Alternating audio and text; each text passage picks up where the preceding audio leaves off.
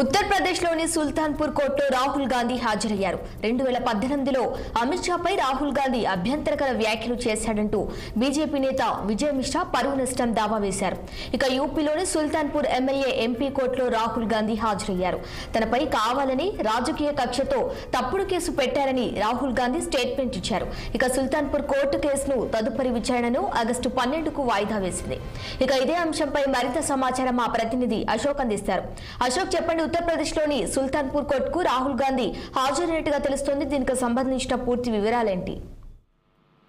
కేంద్ర హోంశాఖ మంత్రి అమిత్ షాపై అభ్యంతర వ్యాఖ్యలు చేశారంటూ రాహుల్ గాంధీ పైన పరువు నష్టం దావా వేసిన బీజేపీ నేత విజయ్ మిశ్రా. ఈ నేపథ్యంలోనే దానికి సంబంధించిన కేసుపై ఈ రోజు ఉత్తరప్రదేశ్ లోని సుల్తాన్పూర్ ఎమ్మెల్యే ఎంపీ కోర్టులో రాహుల్ గాంధీ హాజరయ్యారు. కోర్టులో హాజరయ్యి ఆయన స్టేట్మెంట్ జడ్జి రికమెండ్ చేశారు. తనపై రాజకీయ కక్ష సాధింపులో భాగంగానే కావాలని తప్పుడు కేసు పెట్టారంటూ రాహుల్ గాంధీ స్టేట్మెంట్ ఇచ్చారు.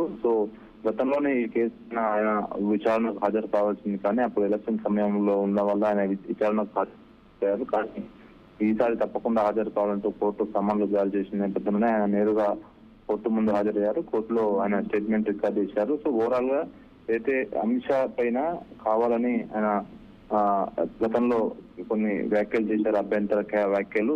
దాని మీద అభ్యంతరం వ్యక్తం చేస్తూ బీజేపీకి చెందిన విజయ్ మిశ్రా కేసు వేశారు. ఆ కేసు పైన సుదీర్ఘంగా వాదనలు కొనసాగుతున్నాయి. ఈ రోజు కూడా దానికి సంబంధించిన వాదనలు, ఇరుపక్షాల వాదనలు ఎమ్మెల్యేల ఎంపీల కోర్టు విన్నది.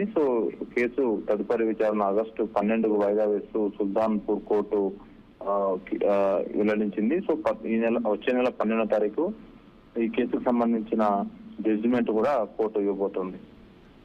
Okay, right Ashok, thank you.